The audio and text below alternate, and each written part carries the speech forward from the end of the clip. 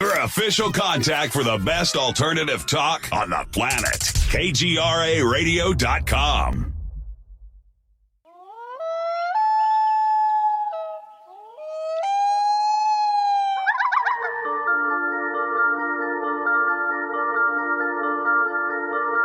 My gosh.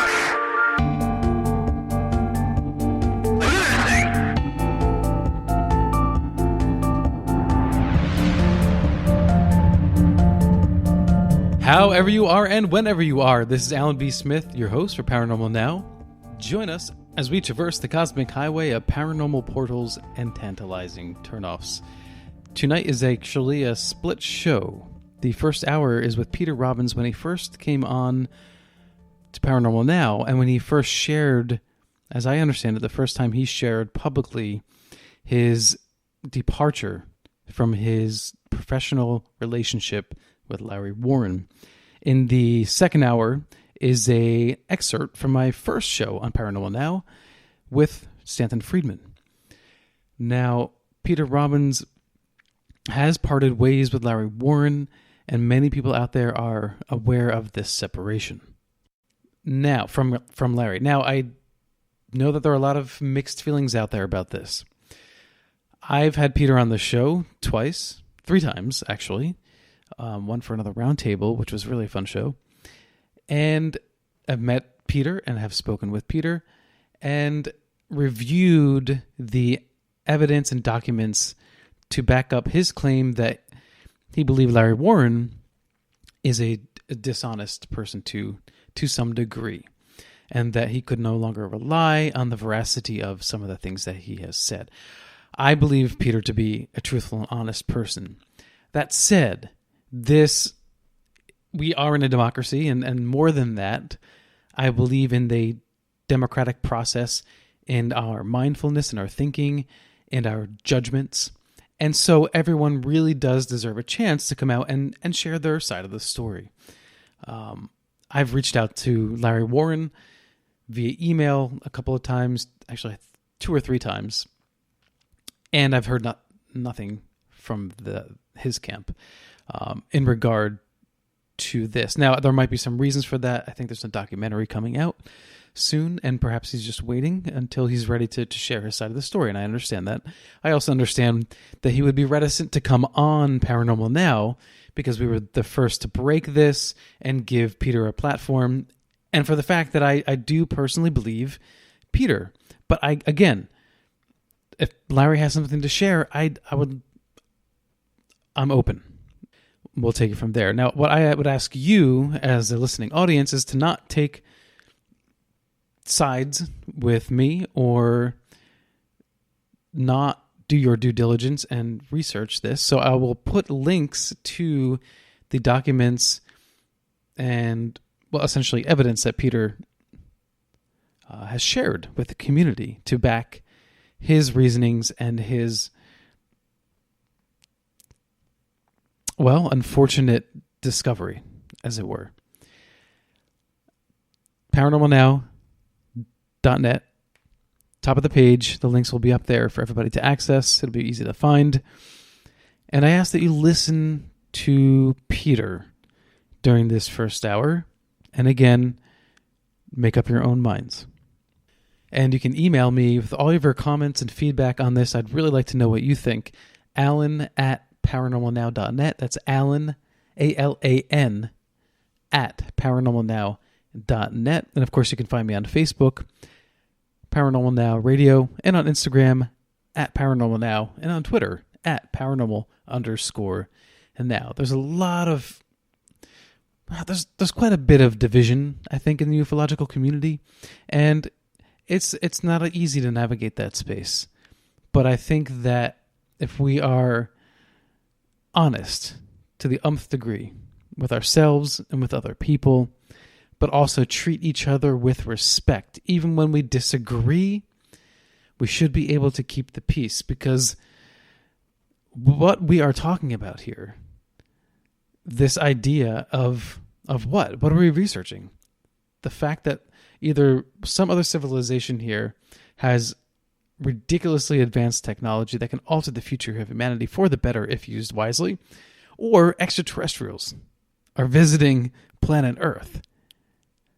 If those are our higher goals, then let's try to get there instead of take each other down. But sometimes you just have to wring your hands and face the truth, whatever that might be. So I want to hear what you think the truth is. I know how I feel, but what about you? And here's the interview with Peter Robbins. Thanks again, everybody, KGRA chat room, and everyone who's been supporting Paranormal Now. And as a matter of fact, if you're interested in Peter's work and watching him do his thing in person, he's going to be at the Exeter UFO Conference and Festival, which takes place in New Hampshire over Labor Day weekend. So this is a great conference, and it gives you a chance to hear his point of view on many of things. I'm not sure if there's going to be a Q&A, but I guess the best way to find out is to go. So anyway, check it out. If I could go, I would be there, but it's not always so easy to travel from New York City as often as I would like. But anyway, maybe you'll go and you'll have fun. Thanks again for tuning in, and I'll see you on the other side. Peter Robbins is an author and researcher, an investigative writer specializing in the subject of UFOs.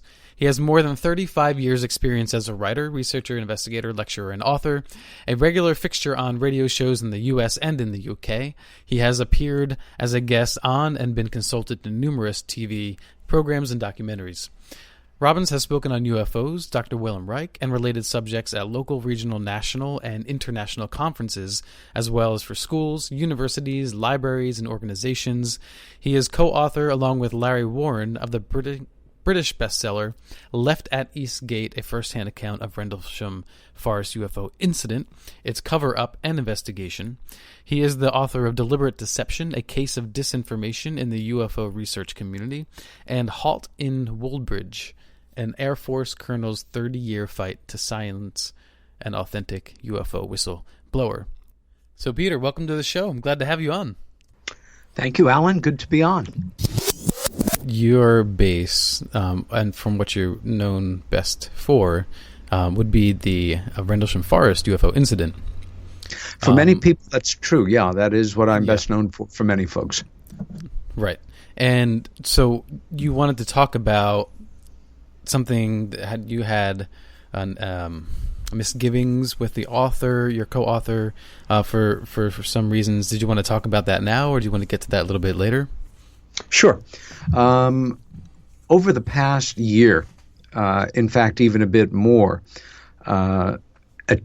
information, highly specific information, has been brought to my attention that has disturbed me tremendously. The encompassed picture is that the account, the subjective account of my co-author's story of the events that he was involved in, the events surrounding him, things that don't directly relate to the story but to his life, were not only not accurate, but that they were not true. Having worked with him for decades, for having spent several intense years at the beginning, and we're talking about 30 years ago that we shook hands, 30 years next month, that I would assist him in writing this book, that I have a long history with Larry Warren, and I had felt that after doing the research that I did, that he was absolutely good on his word, and checked out many, many, many things at a certain point. And, with the benefit of hindsight, it's easy to say what you think you should have done. But being a pathologically nice person who does tend to take people at their word, and at a certain point, you can win me over or not. But I felt at a certain point I had proved enough to myself of Larry's account and details surrounding it that he was telling the truth. And I feel now that in part that was not the case, and that there was an intent to deceive. to say this has torn me up over the last year is something of an understatement. And I agreed to go on your show and talk about this a bit, in part because I am now at a point where I have gone through prolonged months of reflection, of study, of frustration, disappointment, anger, sadness, and come to a point where I realize I was had to a certain degree. I'm troubled by the fact that the book itself, our book, Left at Eastgate, is now by many people being completely discounted, even people calling for it to be removed from publication. My feeling is there are people that have been doing more homework on this than me, and they can confirm a number of direct aspects that I haven't even confirmed yet of, no, he said this here, but we have established in literally legal terms that could not have been accurate. Well, that there is... yeah. Well, I wanted to ask you before you continue, when you first met Larry Warren, what was your gut instinct? What was your intuition about the man? Well, let's go. The timeline here is the events that we define as the Rendlesham Forest UFO incident, which is actually a series of, in some cases, unrelated, disconnected incidents taking part over 3 consecutive nights in late December 1980 in Suffolk, England. That the story was repressed, that Larry decided to come forward in 1982, and he seeked out a known researcher at that time, a pair of them actually, gave him their story, he gave them his story. They came up with some problems in it, some which I felt I resolved, others which I felt were not significant, that may be certainly more significant than I felt at the time.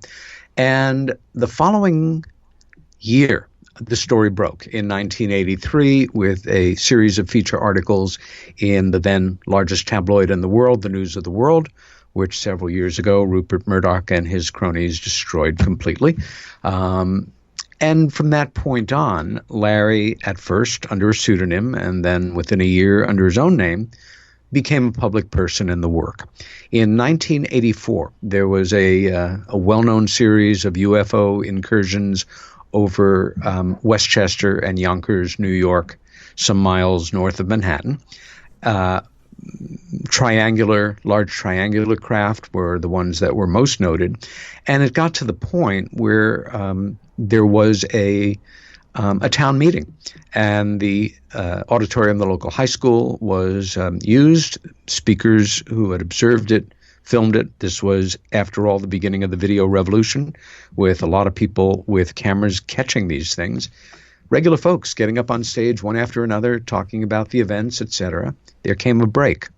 I stepped outside, and I noticed there was kind of a knot of people standing around somebody, walked up to the edge, and saw that there was a young man in the middle, seemingly answering questions of people that were asking earnestly and straightforwardly. And it was obvious to me within a few questions that this was that guy.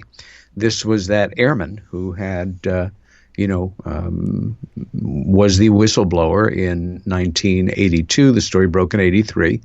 And I was quite fascinated. It all lasted a matter of minutes. Then we got a call that the program was beginning again, and everybody drifted back into the auditorium. I waited until everybody was gone. It's funny, we didn't see each other again after this for probably more than 3 years, but we both remembered it the same way. I simply walked up to him, shook his hand, and said, "Good luck." And he said, "Thanks, man." And while I was listening to him talk, I remember doing what we all do on occasion, of trying to, get a little extra insight, see into somebody's character, read between the lines. And I came away feeling either this guy was very courageous and maybe a bit naive, because did he know what he was bringing on himself by being a spokesperson for this having the notoriety that comes with it, positive and negative, the attacks that were certain to follow, and that impressed me. Or that he was very, very good at not telling the truth. I think that's a factor too in some cases. But it was actually 3+ years later that we did connect, and that was in late June of 1987 when he was a speaker at, and I was on a panel discussion at MUFON's International Symposium that year, and it was a particularly important one in that it was the 40th anniversary of Roswell, and it was held in Washington, D.C. at American University. I heard Larry speak. He heard me speak. We ran into each other in the hallway the last day of the conference on Sunday, both of us with agendas. Mine quietly was that I wanted to interview this guy. His was, as I later learned, he had decided I was the person that he wanted to write this book with. And he chose well, in a sense. If the worst comes to be true about this, the person he should have been looking for was somebody who could help him tell his story in an articulate, respectable manner, to help legitimize him, to confirm aspects of his account, which I certainly did, and to take it on to a completed book. When I asked him when might be good for him to get together, he suggested the following weekend, which was the 4th of July weekend. He came in from Connecticut, where he was living, on Friday afternoon, slept on my couch. We did the longest interview I had ever conducted, got some great material. And by Sunday afternoon, I asked him what was really going on here. And that's when he said, I was glad to give you this interview because after I heard you speak, I thought this is the guy I want to write a book with. And I was flattered and responded to, I thought it was a little humor, that I was flattered, but maybe he should think about finding like an author, like somebody that had actually written a book before. And he said no. He cited in part the fact that he got my humanity, my deep commitment to the work, my connection coming out of Helen's experience, and that if we did it, I was free to pursue my part of the book in any way that I wanted, if I could. And this is in the book. Now it all seems rather haunting, but if I were able to disprove his account, I should publish that. And obviously that would make for a somewhat schizophrenic book, but that was it. That he would turn over what documentation he had to me, and he did have some of his Air Force records, copies of everything that he had collected that had been published on the incident so far, which by that point was one book and a series of articles and some papers and things. And okay, Peter, let's hold it right there. We're going to take a quick break. We'll be right back. You're listening to Paranormal Now. My guest is Peter Robbins, and you will do not want to miss the revelation coming in just a moment. Hang in there, because we have something to share you definitely don't want to miss. My guest is Peter Robbins, author of a first-hand account of the Rendlesham Forest UFO incident and so much more. And he is sharing a revelation to many of us who are fans of ufology and followed this field, have followed this field for years. Peter Robbins is speaking to us about his experience with his co-author Larry Warren and some things that he has learned about Larry, which has led him to question some of the truth behind Larry's story. So, Peter, if you can sort of pick up from where we left off. So, you met him, you decided that, yes, you were going to write a book. You wanted to be objective about it.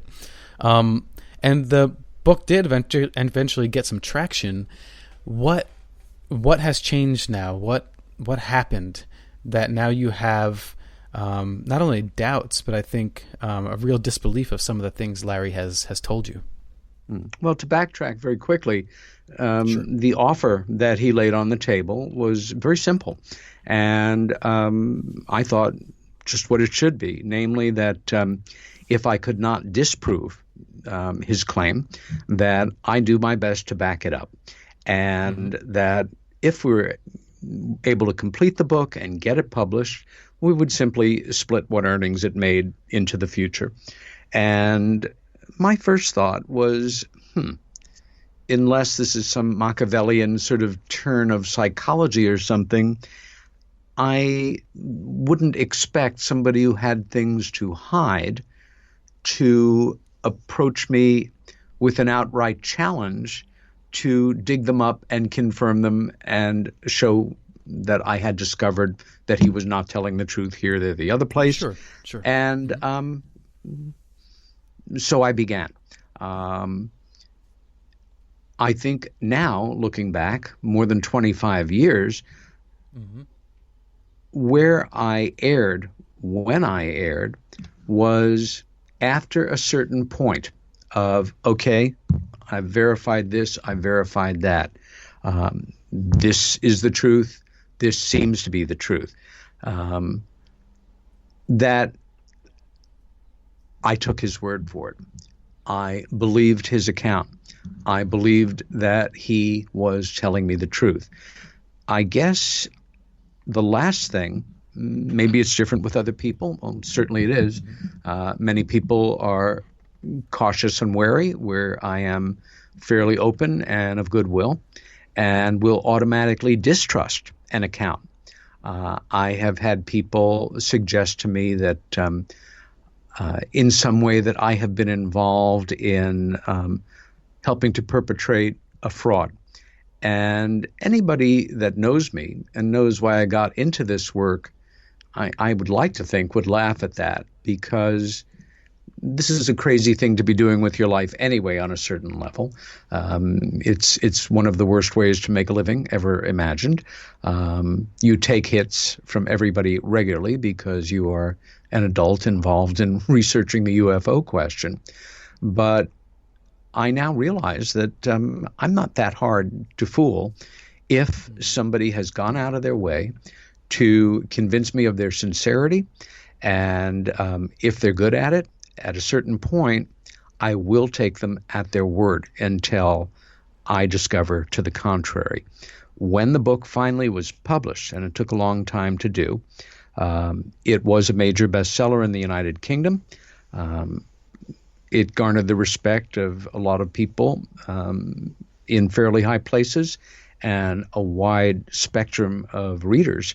And it's something that until relatively recently, I never took anything but pride in.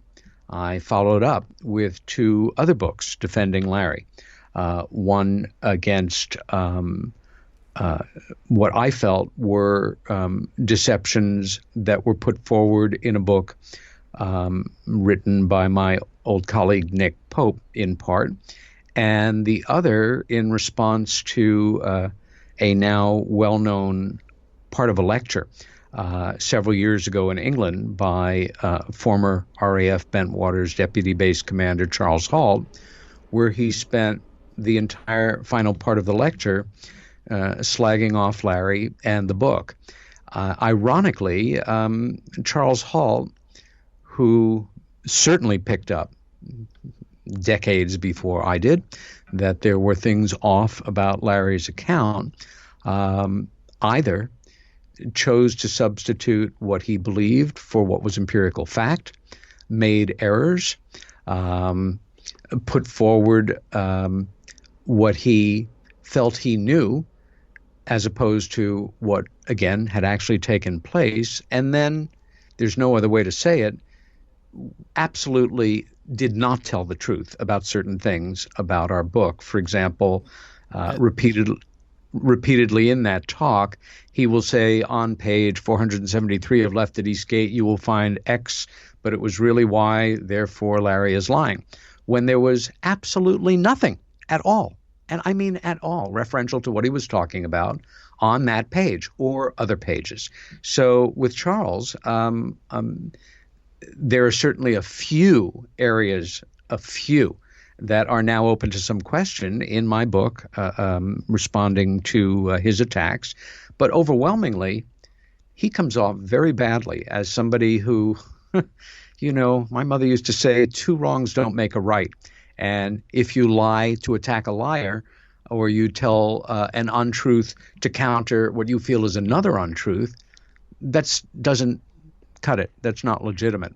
But yeah, I could spend, if I had the intention and desire, probably months now going through the minutia and writing another book, which is not going to happen, about this subject. 3 is plenty for me, thank you very much. Where I am right now, Alan, to cut to the chase, is going over as carefully as I can, and more importantly, as objectively as I can, all of the charges, all of the specifics that have been brought to my attention, challenging Larry's account or aspects of it.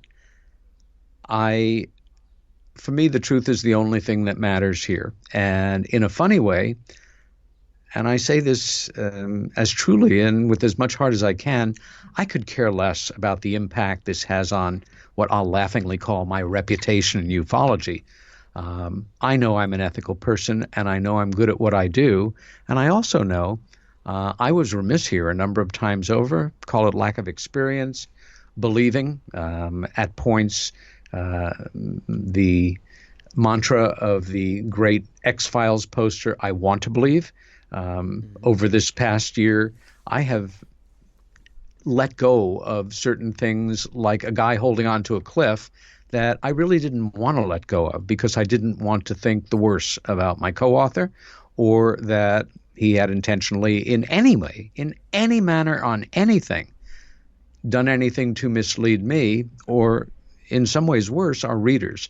And I'm realizing now that that is the case. And I am working on... When you say mislead, yeah. When you say mislead, what is that? Were there fabrications? Hey, is that a new music app? Yeah, check it out. Surfer Music Discovery. It links to thousands of online stations, but the twist is you see the song names and artists that are now playing live. That's different. No guessing. Looks like a waterfall of music. So many formats. Rock, oldies, country, R&B, jazz, and a whole lot more. How's that spelled? Surfer. S-U-R-F-R. Is it expensive? It's free. No need to sign up or sign in. Get the Surfer Music app free from Google Play or the App Store. Get a KGRA discount to the 2019 International UFO Congress when you register at ufocongress.com. Enter code KGRA for 10% off. Go to ufocongress.com, enter KGRA at checkout, get 10% off. It's that easy. Visit ufocongress.com for more information about the most anticipated UFO event of the year.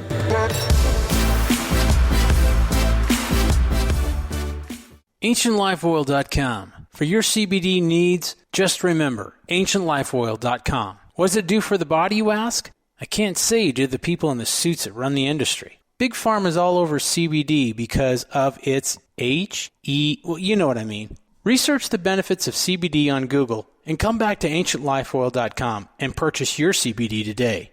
Non-GMO and all organic. You don't want to be using a petroleum product. You want to be using the cleanest CBD product on the market. AncientLifeOil.com. We even have CBD for your pet. Help your pet's discomfort. Help your discomfort. Log on to AncientLifeOil.com. That's AncientLifeOil.com. Newly reduced prices to pass off the savings to the most important person. You.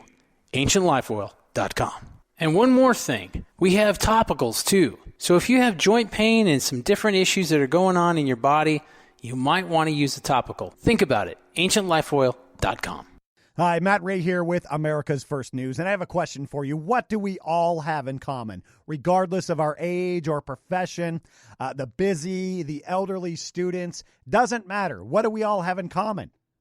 Stress, right? Stress causes anxiety in our lives, and we are susceptible to memory issues from time to time, too. So why not guard against both? Guard against the effects of chronic stress and improve your memory with one supplement Calm and Clever. Ingredients help enhance memory and retain new information, while other ingredients reduce stress by maintaining healthy levels of the stress hormone cortisol. Calm and Clever was created by scientist Kurt Hendricks, a principal investigator in 2 NIH-funded studies on Alzheimer's disease. Sharpen your mind and feel calm and centered. Try Calm and Clever. Go to calmandclever.com. Enter the promo code radio for $5 off. Again, calmandclever.com. Enter the promo code radio for $5 off. Your contact for current news and trending topics. KGRAradio.com. It's a combination of things, Alan. One example, and it was found by, there are a number of people that are now have been working very hard to find holes in Left at Eastgate and in Larry's account. And you know what? I don't blame them. Larry's friends refer to them as the Larry haters, and some of them certainly do hate him or dislike him very much for not only deceiving, but then doubling down and not backing down on certain things that have now been fully established without any reasonable doubt within a legal framework as simply not true. A simple example would be early on in the book, Larry writes about that moment in 1983 when the story breaks in the British paper and the British reporter that had spoken with him cites some things from their interview, and Larry dismisses them as inaccurate or that he never said them. In fact, Ronnie Dugdale, a local Norfolk researcher, was able to contact that reporter who still had the tape recording and the full transcript of his conversation with Larry in 1983. And what Larry says is not accurate. What the reporter says is. Now, who knows? Maybe he forgot or misspoke or it's an error. I have to take a more critical view that it was intentional. And you'd say, well, it's one thing. It's not the biggest deal in the world. But you do it once, and there are a lot more than once in other areas. Question everything else, sure. That's just right. And I have to take that side, even at the cost of what it may mean for my being associated with him, with the book, and for defending, these specifics for such a prolonged period of time. Right now, where I am, as I said, is working on as objective a response as I can. I have had no desire, to put it mildly, to get myself engaged in the many very lively and aggressive dialogues going on, pro and con. I'd like to be able to do this in one or two shots, answer questions and follow up as I feel appropriate, and then get the hell on with my work. Some people may not even be aware that throughout the time of all the years that I was committed to researching the Rendlesham event, there were 15 other subjects that I pursued, did research on, that resulted in articles, conference papers, chapters for an upcoming book. Over the next 6 weeks alone, I'm giving presentations at 3 different conferences, one this coming weekend in New York State, the next month in Athens, Greece, and then at the beginning of July in Roswell, New Mexico, having nothing whatsoever to do with Rendlesham. So what else did he say or not say that you got caught up in the writing of these books? You backed him on his accounts. What else was there? I'm not even going to go into the specifics. I'll be covering them when I write about them. For anybody that's interested, these dialogues are taking place in a number of locations. I would check the Rendlesham Lone Ranger Facebook page, but they're numerous, and many of them are backed up with extremely credible evidence. Other ones are not backed up by that quality of evidence, or that they're not able to establish it for one understandable reason or another. I think it's when all is said and done, I think it's extremely sad. I took a lot of pride in working with this guy. I thought a great deal of him. I think one of the casualties of this whole situation is that there are things that he says in Left at Eastgate that are accurate and true, that are now going to be open, understandably, to question by anyone who wants to question them.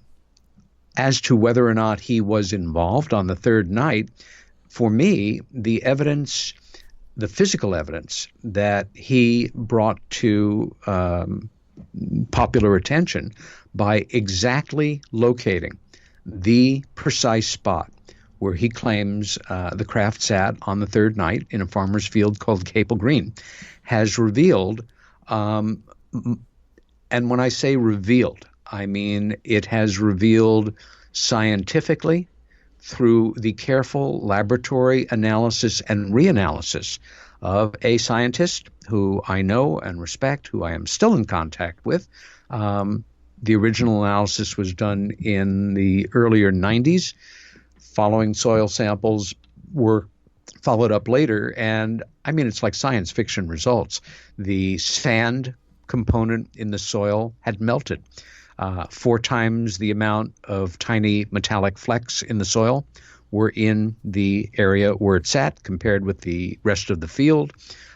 Mutant strains of the plants grew on the spot more than 10 years later where the event happened, and on and on. It's breathtaking, actually, as a physical result.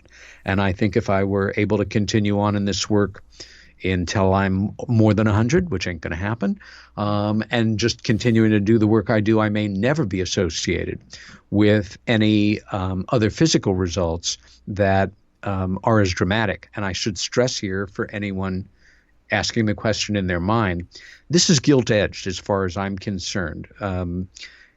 We walked out to that site in February of '88 for the first time. That would have been almost 7 years and plus after the event had happened. And Larry's arm shot out like a rocket, sat right there. I could see the discoloration. He could see the discoloration. Samples were drawn. The laboratory analyst, the scientist who ended up doing it, I came to completely randomly by finding a laboratory, finding a scientist. And his name is Matthew Moniz. I spoke to him a couple hours ago, just actually to check in. He may be joining us in Roswell this summer. And he is a very respected scientist at what he does, working where he does in Massachusetts, stands by his analysis as much as I stand by it. So that's one of the casualties, or potential casualty in a way, that people may say, well, you know, there's obvious questions about these other things. Maybe the soil analysis is somehow bogus as well. And that's a shame. That's a shame. So if you had a chance to go back to Suffolk, England and explore the entire area, you know, money not an issue, would you go back? Oh, not only would I don't want anybody to confuse my feelings about what I'm talking about here and the Rendlesham Forest incident, Left at Eastgate and Larry. That is a completely separate subject from visiting the United Kingdom, from returning to Suffolk and the Rendlesham Forest.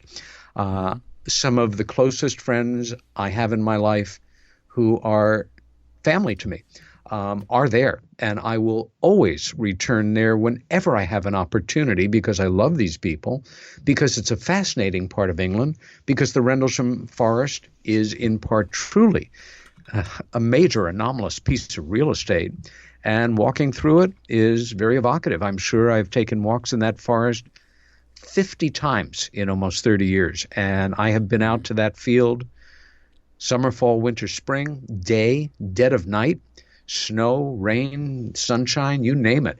I am fascinated by it, but I will say something else. Because of the assault on me, and I mean it more as kind of a psychic assault, how disheartening this last year has been to realize that so much of what I felt was good, important, valuable, and contributing work that I felt I had made to our knowledge of this case may now be in question. And because of the vitriol and the hatred and the untruths and the counter-untruths and the attacks and the personal attacks, I've had it as a Rendlesham researcher. I really have. I wish all the other ones well. As a ufologist, I will keep a interested eye on new developments, other witnesses coming forward, new proof being put forward. I hope not further episodes like this where a major witness's account is called into question. I wish them all well, but I have no desire to participate in Rendlesham research anymore. And I think I've sort of lost a certain amount of street cred no matter what on it, and I accept that. I mean, again, I hear you, but I think it's going to follow you for a long time. Oh, it's going to follow me for the rest of my life. Yeah. And if I can paint a picture, so you have your co-author Larry, who was an apparent witness, and so there's two problems here. You have one. There are things that he said that can be confirmed. He was, in fact, there. But there are other aspects to his story that are proven to be false. So that's the way it seems. So the question is, how much is true, how much is false, and does it matter now? Does it matter how much? Or are you literally just going to let this go and say, mistakes were made, I own up to that, and that I was played, and then just move on? I don't think I can do that. I don't think that is respectful to a readership that, to some degree, look to me with some respect on this subject. At the same time, I am not going to spend the rest of my life dealing in the minutia of what is and what isn't and what might not have been authentic. In the response I'm working on, I'm going to cover as broad a spectrum of it as I can. I'm sure that a year from now, I'll be doing a radio interview about something wholly other, and the host will say, I have a follow-up question on that whole Rendlesham thing. The latest, claim of inaccuracy in your book is such and such. How do you comment on that? Well, it comes with the territory. I can't walk away from that. And you'll probably have to come up with like a 30-second wrap just to get it out of the way and move on, because well, yes and no. No, I don't feel that's appropriate either. I think every question, every approach should be dealt with respectfully, individually, and not, part of a just a block stock response. At the same time, I'm good at what I do. And the fact that this whole episode will now allow anyone that wants to say, hey, but I remember when you did that when, 30 years ago. And yeah, I have absolutely admit I screwed up in certain areas. However, it was not in any way to do with duplicitousness, being dishonest, being deceptive.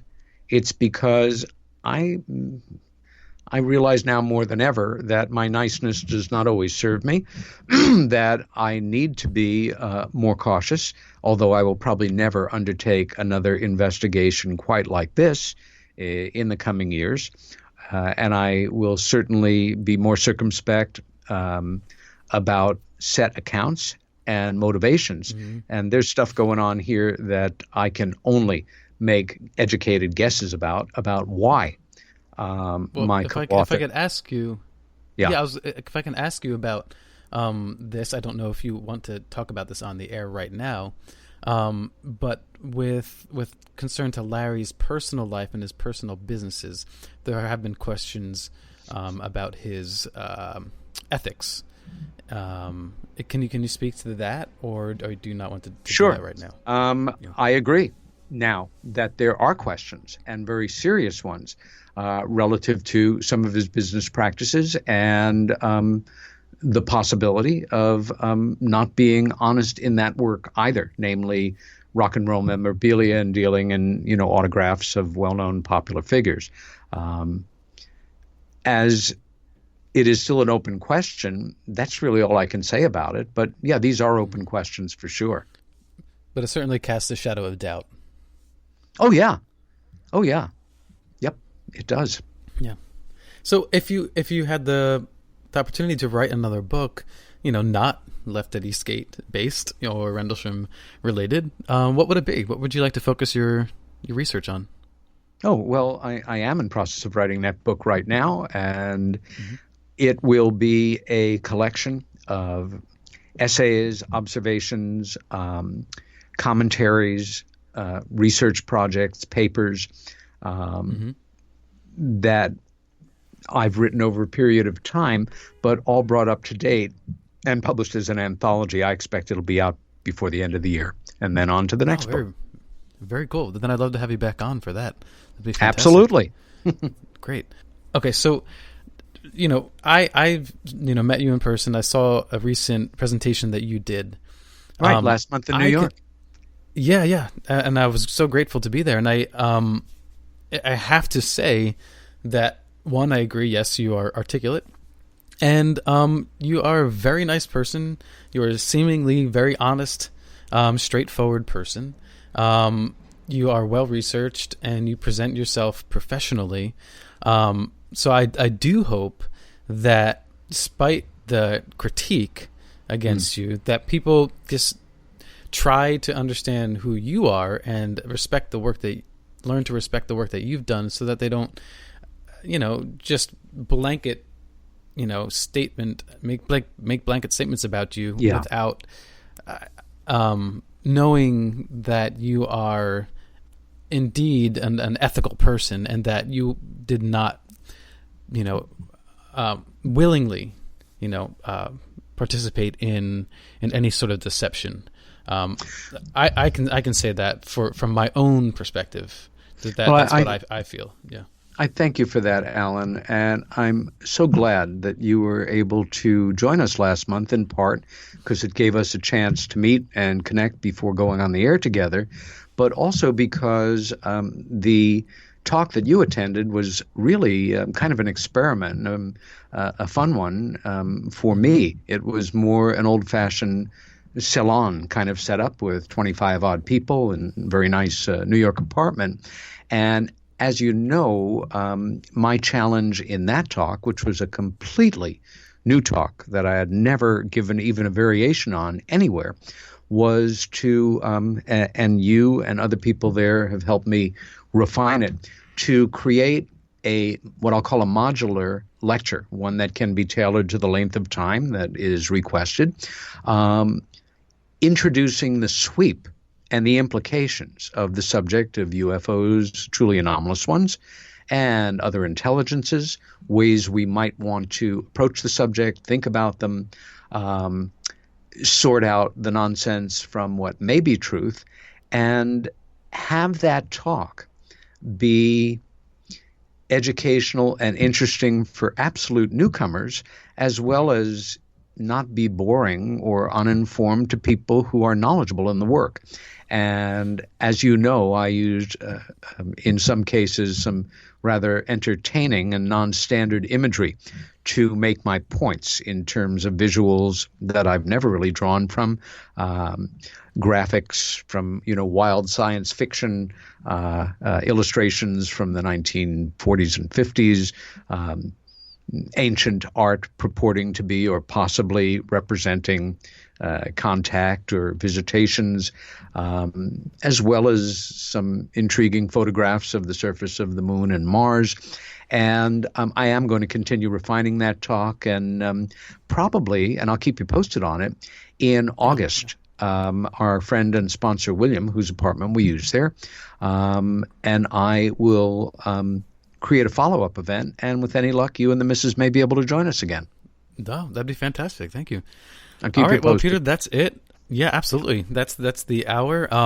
Hopefully we'll get together again to another interview soon. And I wish you the best on your presentations, on your book. And I hope that everybody out there listening doesn't just jump on the hater boat, and keep an open mind to someone who I have respect for.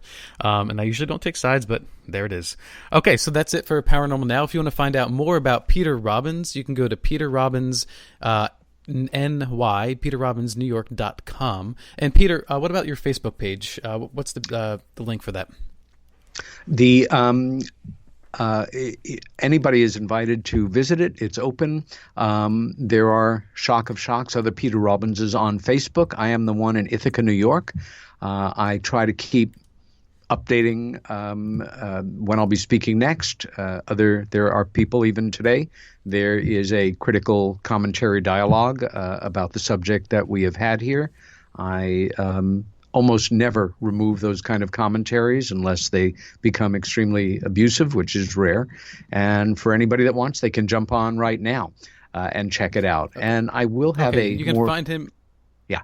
Oh, go ahead, Peter. Good. Yeah, just that I will have a more updated web page fairly soon. Okay, great. So yeah, on Facebook you can find him at facebook.com/PRobbinsNY. Okay, that's it. And that was the first hour of our split show tonight on a rebroadcast from previous programs on Paranormal Now. That was Peter Robbins. Coming up in the next hour is my first interview. And you're good to go. And if you want to follow me, you can follow me on Paranormal Now on Instagram, or Paranormal Now Radio on Facebook, or you can follow me on Twitter at Paranormal_Now. So now I'm going to read Stanton Friedman's bio. I usually wouldn't read a bio this long, but I feel that the information here is important for you all to get a good idea of his background and his credentials. Nuclear physicist lecturer Stanton T. Friedman received his BSc and MSc degrees in physics from the University of Chicago in 1955 and 1956. He was employed for 14 years as a nuclear physicist, but by such companies as GE, GM, Westinghouse, TRW Systems, Aerojet, General Nucleonics, and McDonnell Douglas, working in such highly advanced classified, eventually canceled programs as nuclear aircraft, fission and fusion rockets, and various compact nuclear power plants for space and terrestrial applications. And that's not all. There's a lot more. He became interested in UFOs in 1958, and since 1967 has lectured about them at more than 600 colleges and 100 professional groups in 50 U.S. states, 10 Canadian provinces, and 18 other countries, in addition to various nuclear consulting efforts. He has published more than 90 UFO papers and has appeared on hundreds of radio and TV programs, including on Larry King in 2007 and twice in 2008, and many other documentaries. He is the original civilian investigator of the Roswell incident and co-authored Crash at Corona, the definitive study of the Roswell incident.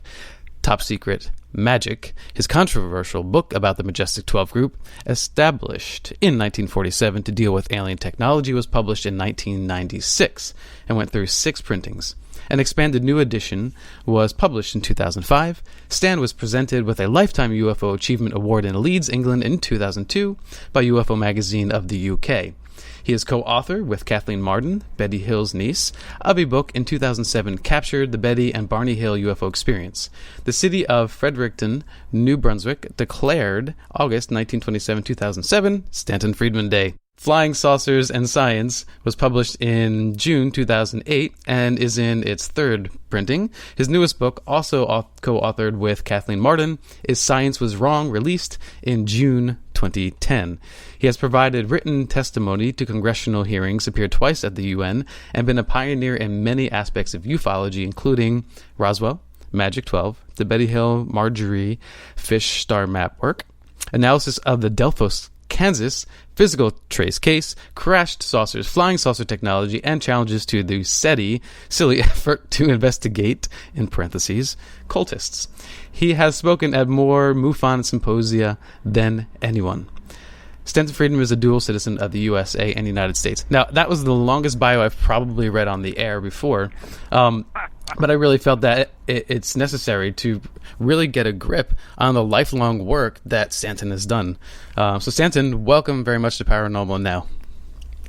I'm glad to be here. I have to add our latest book. Kathleen and I published a book in September called Fact, Fiction, and Flying Saucers.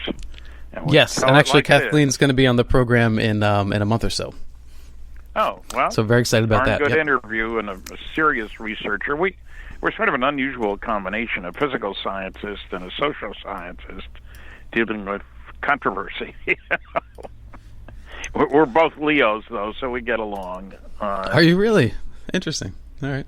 Yeah, and you have that sort of... Yeah, well, you have that sort of tenacity. Some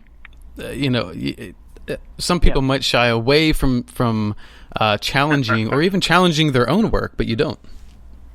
No, we're good. As a matter of fact, I'm still going strong. I added my 19th country, Bulgaria, several months ago.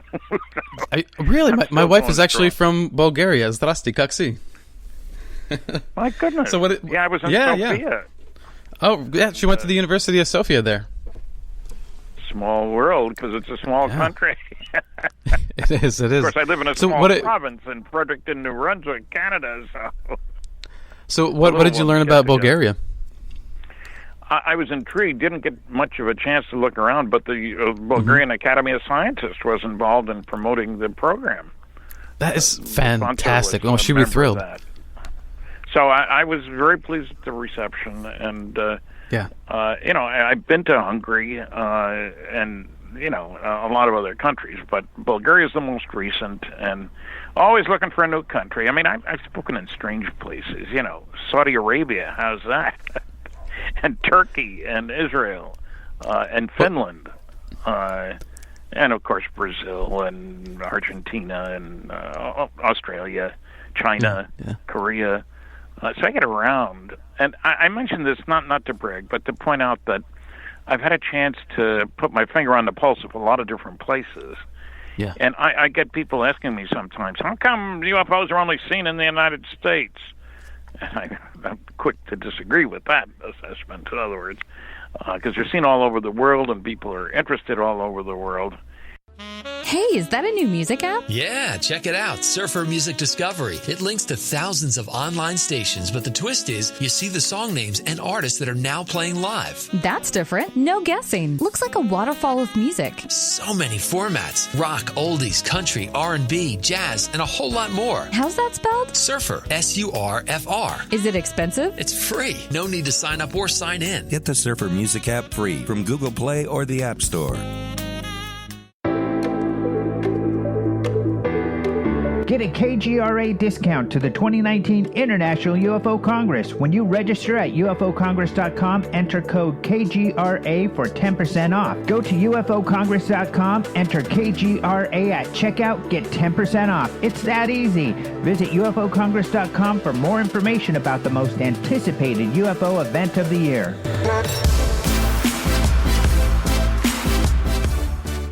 AncientLifeOil.com. For your CBD needs, just remember, AncientLifeOil.com. What does it do for the body, you ask? I can't say to the people in the suits that run the industry. Big Pharma is all over CBD because of its well, you know what I mean. Research the benefits of CBD on Google and come back to AncientLifeOil.com and purchase your CBD today.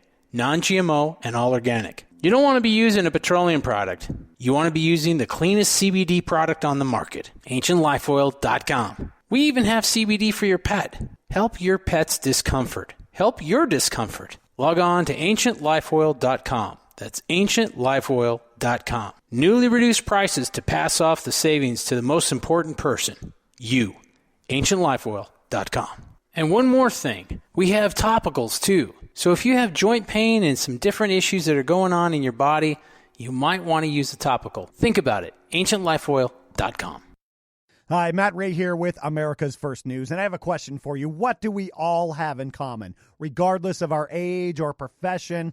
The busy, the elderly, students, doesn't matter. What do we all have in common? Stress, right? Stress causes anxiety in our lives. And we are susceptible to memory issues from time to time, too. So why not guard against both? Guard against the effects of chronic stress and improve your memory with one supplement, Calm and Clever. Ingredients help enhance memory and retain new information, while other ingredients reduce stress by maintaining healthy levels of the stress hormone cortisol. Calm and Clever was created by scientist Kurt Hendricks, a principal investigator in 2 NIH-funded studies on Alzheimer's disease. Sharpen your mind and feel calm and centered. Try Calm and Clever. Go to calmandclever.com. Enter the promo code radio for $5 off. Again, calmandclever.com. Enter the promo code radio for $5 off. Your contact for current news and trending topics. KGRAradio.com.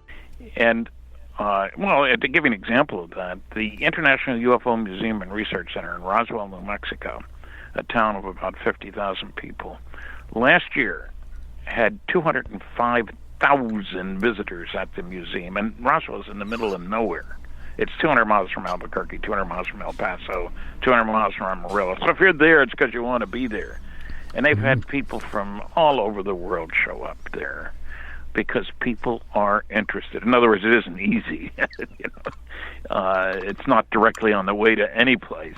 I say this because what I find is that people have a private and a public face about UFOs.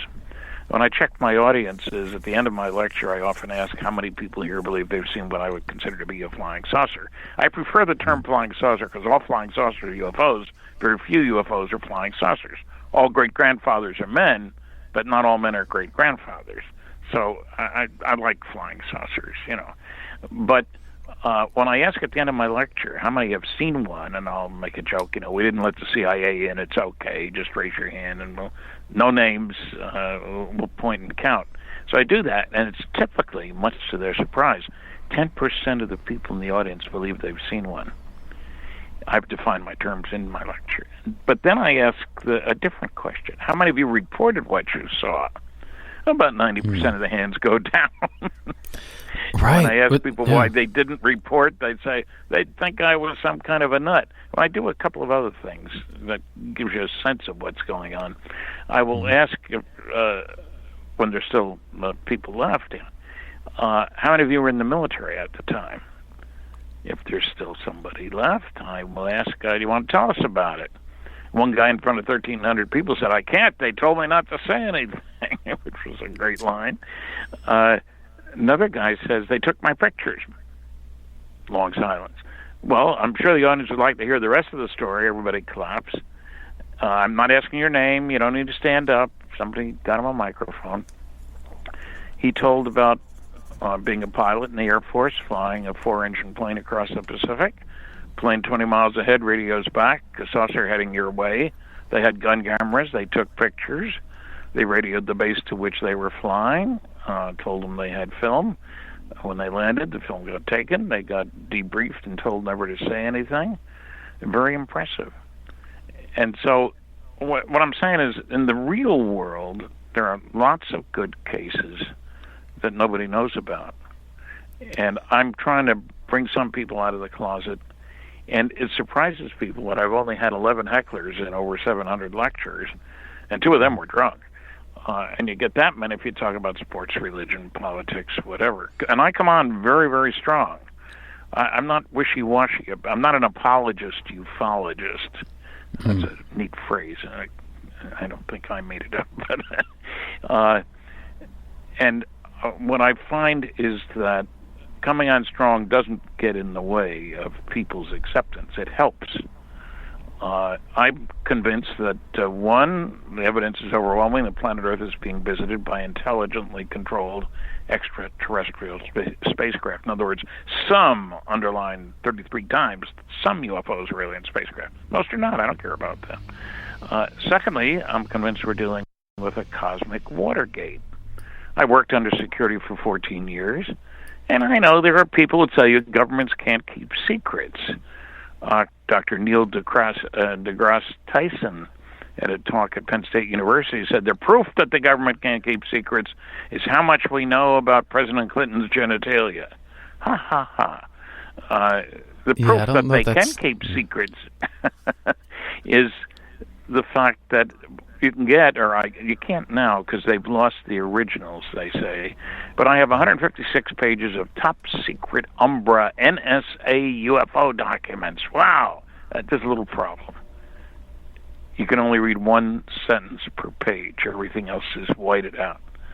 I got lots of top secret Umbra CIA UFO documents, all blacked out. Mm-hmm. Can't keep secrets? Of course they can keep secrets.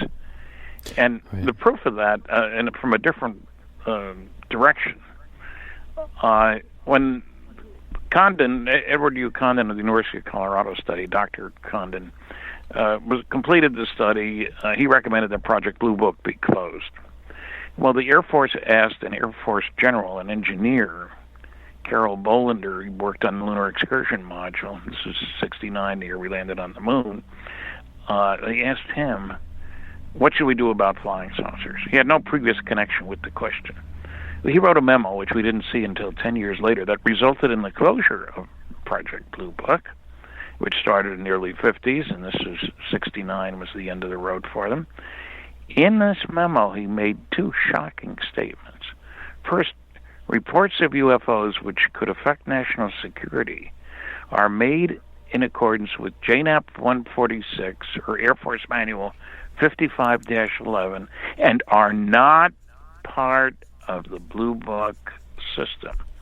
What? Where'd that come from? The Air Force had been saying all the time, Blue Book, that's it, it's the only one. Second thing, 2 paragraphs later, he says if we close Project Blue Book, the public won't have a place to report UFOs. However, as previously noted, reports which could affect national security will continue to be investigated using the procedures designed for that purpose. That's totally out of the blue. The Air Force always said the Blue Book was it. That ain't nothing else. And so I decided I wanted to talk to General Bolender, which I could then. He was still alive. I managed to locate him. It's a lot easier to locate Carol Bolender than Alan Smith, for example.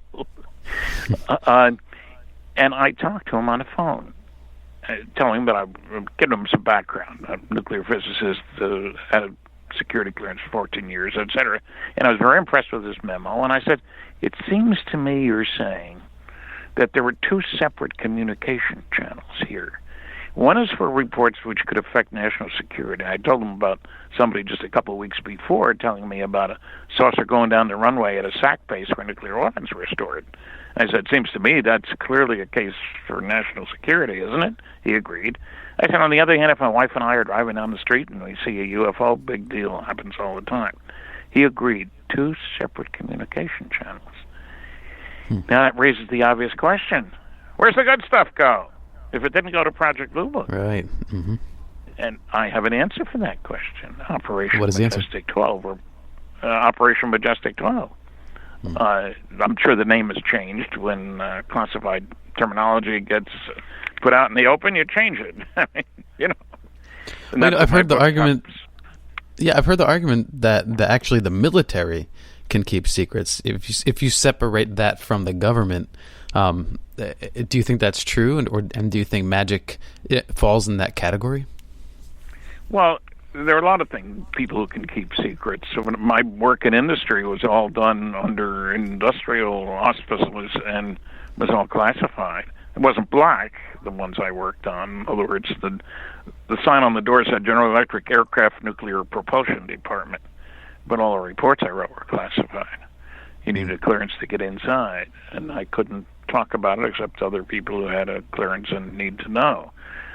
So lots of people, the intelligence community is not necessarily military.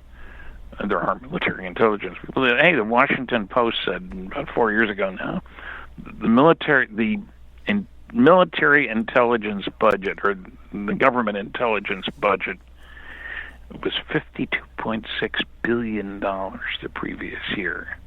Mostly NSA, CIA, and NRO, National Reconnaissance Office. That's a lot of money, man. That's huge. Yeah. So we're not talking about a few guys off in a corner, a think tank. We're talking about a major effort. Yeah, and they're still wanting more money. I mean, there are a lot of people that want to keep pumping money into the complex. Yeah. Well, yeah. The point is governments can keep secrets. They keep them all the time. When I've had professors say, well, Stan, look, with the internet and YouTube, nobody can keep any secrets, as if classified stuff were published in those places. It isn't. One of the strange arguments made about MJ12 it lists the number of the names of the people on the original group a long time ago. They're all dead. But said surely they would have told their wives what they were doing. No way. You never, and I've talked about this to other people who've had clearances. We all agreed. You don't tell your wife anything that's classified. It would be ridiculous to do so, besides being a violation of the law, you understand. Yeah, I think that's a bit naive to assume that someone would just go home and even if they love that person, they're close with them, that's just not, that's, antithetical to their duty, so they just simply wouldn't do it. You can lose your job. You can be sent to prison for releasing classified information. Which in turn hurts the person that you care for, yeah. That's right, and let's face it, you cannot tell your friends without telling your enemies. They read the newspapers, they listen to the radio programs. I mean, don't people realize that we want to know what the other guys are doing and they want to know what we're doing? And anybody who thinks there aren't any spies in the United States is terribly naive. Sure. I mean, actually, to avoid political commentary at all costs, what do you think about Trump? Do you think that he is interested in this at all? Is there anything to show that he might want to investigate the UFO phenomena at all, or no? That's a very legitimate question. I have not a bit of information on which to base a conclusion. Although I will tell you this: when I first heard about his being a candidate, and as the campaign wore on, my feeling was, I can't imagine him being willing to follow the dictates of security. He seems to want to say whatever he wants to say, wherever he wants to say it, and act with whatever the rules are. Sure. And, I mean, there seem to be some legitimate concerns for that. But I guess there really is nothing out there to say that he has any interest in it at all, right? I haven't seen anything. That doesn't mean it doesn't exist, but usually somebody would say to me, hey, did you hear what Trump said the other day, or something like that? And so I have seen no indication of interest. He certainly has chomped down on a huge number of different topics. I mean, he listens to the television programs. That tells him what's going on in the world. Isn't that his major source of information? Somebody said something on yesterday like that. Yeah, I mean, apparently it is, but, it's, and I guess if that's the case, and you are the military or MJ-12, assuming something like that is still in existence, you may not tell that person, right? That's right. I mean, people think presidents have access to everything. They don't. Yeah. One of the reasons is presidents are answering questions from newsmen all the time. So the less information he has stuffed in his head that could be released with danger to the country, the better off we are, even from his viewpoint. What he doesn't know can't hurt you. Is one way to look at it. And who knows? Sure. There are people talking about there's going to be disclosure. I've heard that for 20 years. Yeah. And there's plenty of data out there to convince one of the conclusions that I reached. Aliens are visiting. There's a cosmic Watergate. No good arguments against those two, and we're dealing with the biggest story of the millennium.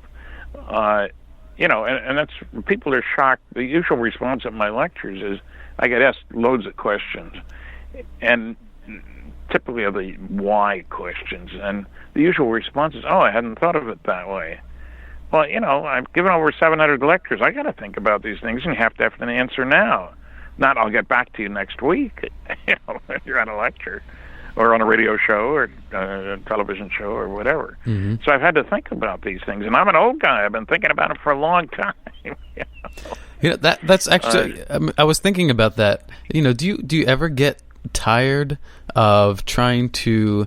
I don't know if convince is the right word. Maybe it is, but trying to go against the scientific establishment in general, not everyone, and prove your point that there is an actual phenomena going on. I don't get tired of doing it. I'll tell you one thing, though. I designed most of my lectures to make it, a person would have to think twice about asking me a nasty question. Well, I'll give you an example. I was at the Gulf Research Lab in Pittsburgh. I was giving a dinner talk, and as soon as I started, a guy interrupted me. Why don't you talk about something or other? And I said, I'll be talking about that later. And a second time, and a third time, and finally the boss man said, let him finish. So I did finish and turned to him. Well, he said, I'm sure that one could come to other conclusions than the ones you've come to. I said, well, let me see now. As I recall, you hadn't raised your hand after I asked who had read each of the 5 large-scale scientific studies that I talked about, right? Well, yes. I said, well, that's the difference between us, isn't it? I give you my conclusions. I give you the sources of data on which I base my conclusions. I've read them all. You've read none of them. Whose viewpoint is worth more? Long silence. So I wasn't unpleasant, nasty about it, just factual. But I don't feel I have to give everybody a platform if they have demonstrated that they haven't studied the evidence. Well, and the same should be true in reverse, right? Well, that's right. And I occasionally do a colloquia on campus before giving an evening lecture. You know, a physics group or some professional group. Mm-hmm. And I'll hear from a student that, Dr. Jones thinks this is all baloney. So I start by talking about things I know they don't know anything about, like the electromagnetic submarine and the nuclear rocket, stuff like that. And then I'll ask, here's a question for you. What's the numerical value of 1G acceleration? 9.8 meters per second squared. I said, yeah, that's true, but let's relate it to a Chevrolet. It's 21 miles per hour per second. That's 1G. So if you accelerate a car at 3 Gs, at the end of 3 seconds, you're going 63 miles an hour. And that's pretty darn good, because most cars take 4, 5, 6 seconds to get to that speed. And then I'll say, what's the speed of light? 300,000 kilometers per second. Well, again, in useful units, it's 670 million miles an hour.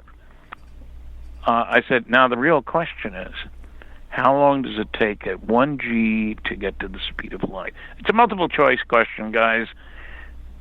1,000 years, 100 years, 10 years, or 1? How many think it's 1,000? And it's quite a few. And how many think it's 100? How many think it's 10? The right answer is 1. It only takes 1 year at 1G. But when I finish that, you see, it's clear that the professors don't know these things at all. So it keeps down the noise. And that's how I got into this, finally doing a lecture about astronomy and UFOs, which I gave International UFO Congress in Arizona this past week. Because there's a problem here. For reasons unknown, I suppose because things are seen in the sky, astronomers get asked their opinion about flying saucers. And almost invariably, they don't know anything about them, but they're quite willing to express an opinion. And there are several different areas in which their ignorance becomes quite painfully obvious. One of them is you can't get here from there. And everywhere you turn, somebody's saying, the next civilization over has got to be hundreds of light years away, or it's from another galaxy. This is nonsense. A couple of numbers to illustrate the problem. The Kepler spacecraft has been looking for planets. Beautiful job, very sensitive system. And they have come to the conclusion that there's between 1 and 1.6 planets per star. Now, to convert that to reality, within 100 light years of here, there are 10,000 stars. That means there's between 10,000 and 16,000 planets within 100 light years. So why would anybody say the nearest civilization that could be, they don't say why they'd be sending signals to us to attract our attention because we're so important, Hey, what do the guys on Earth think about this? Who would ask that? Right. Well, and they used to actually, presume that we would be looking for Earth-like, sun-like stars, but actually we know that planets don't necessarily need to be habitable with a star like ours. It could be a dwarf star or something like that, right? Right. Well, that's why I say it's kind of astonishing when you say between 1 and 1.6 planets per star of all stars. And one thing I sometimes get is you have to come here from another galaxy. They don't seem to know the difference between a solar system and a galaxy. Andromeda is 2 million light years away. Who cares? Tell me about Zeta Reticuli, 39 light years away. So, I mean, essentially what you're saying, though, is using rocket, jet fuel propulsion, you could, the incremental increase or exponential increase in speed, you could actually get to the nearest star in 1 year. If you were to ask that question to someone at JPL NASA. Oh, I'm sorry. I didn't say that. No, okay. I say you can get to the speed of light in 1 year. Mm-hmm. And at 99.99% of the speed of light, you can go 37 light years in 6 months. Pilot time. People want half an Einstein. Speed of light's the limit. But they forget about, as you get close to the speed of light, time slows down for things moving that fast. Don't ask me why. I don't know why God created the universe this way. But so at that maximum speed, how long would it take to get to the nearest planet? Well, like I say, at 99.99% of the speed of light, and the particles in the big accelerator, the Large Hadron Collider, go at 99.9999% of the speed of light. So that's not a number we're not familiar with. And so it just depends how close you get. But 6 months to get 37 light years, that's not bad. It all depends. Everything about space depends. To illustrate that, Dr. Campbell, a Canadian astronomer, not coincidentally, in 1941 was sick and tired of all this nonsense about sending a man to the moon and back.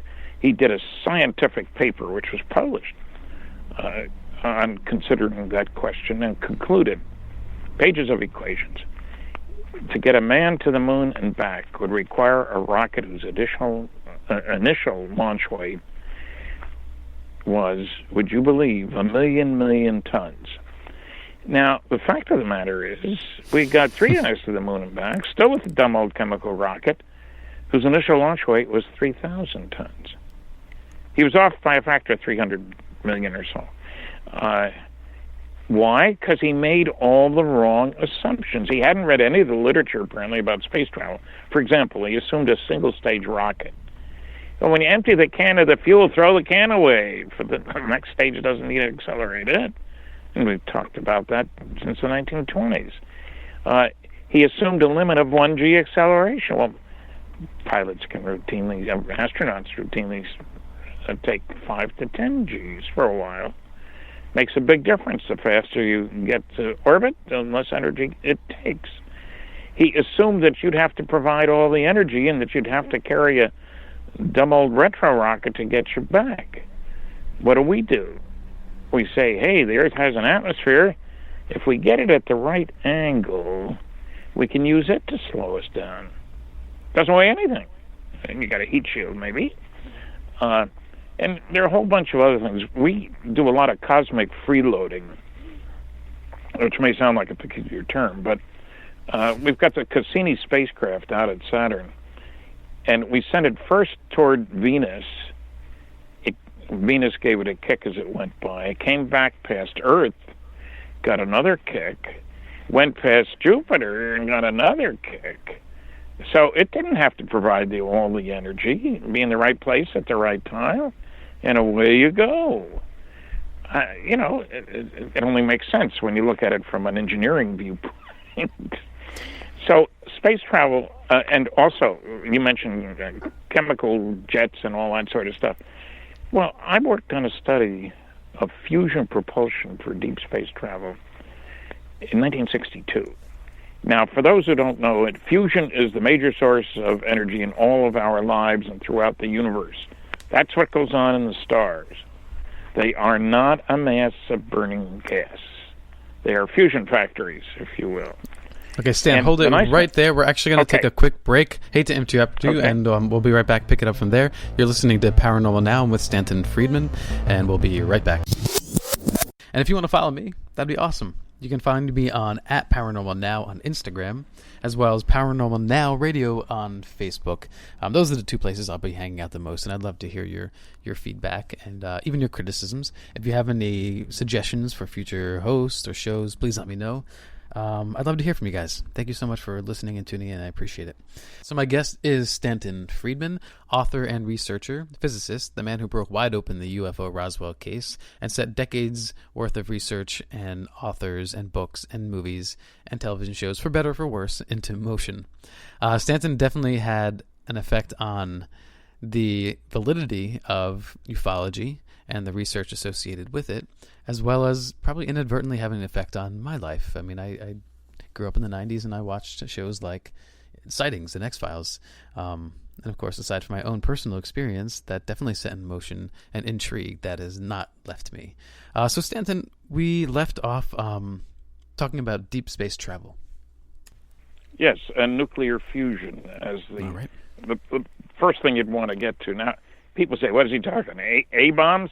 People have heard more about the crazy Orion program, which where you carry along a bunch of H-bombs, and you dump one out the back and set it off when it's a certain distance away, and it releases a lot of energy, and you have a pusher plate at the back of your rocket, and off you go. And then you do another one, you keep accelerating. I don't like the thought of using nuclear weapons like that. However, if you use hydrogen and helium and use the right reactions, there are a number of different ones that go on in the sun and the stars and so forth, you can kick particles out the back end of a fusion rocket that have 10 million times as much energy per particle as they can get in a dumb old chemical rocket. So, you know, my mantra is that technological progress comes from doing things differently in an unpredictable way. The future is not an extrapolation of the past. I mean, look, going around the planet. Hey, old Magellan was the first one. His ship took 3 years to go around the planet. And then we get to Captain Nemo, 80 days around the world in 80 days. Magellan was in 1523, and so he didn't make it. The ship did, but he didn't. Some natives took a dislike to him on an island he landed at. Today, we go around the world with the space station. It takes 95 minutes. That's doing things differently from sailing a big ship. And, you know, I'm looking at a fancy computer equipment here. It isn't very fancy, but what would it have been worth 50 years ago if you could put something on? Oh, my gosh. You know, incredible. And you could be a billionaire overnight with that, yeah. Yeah, so you got to change how you do things. A micro-integrated circuit is not just a small vacuum tube. I hope some people listening know what a vacuum tube is. Actually, it's funny. I had this vacuum tube that I held from, it was something left over from my grandfather, and I was so fascinated with the shape and design of it. I just kept it just to sort of look at, you know. Yeah. It was so interesting. Yeah. Well, we went from vacuum tubes to transistors to integrated circuits, and, you know, there's Moore's law. You can roughly double the number of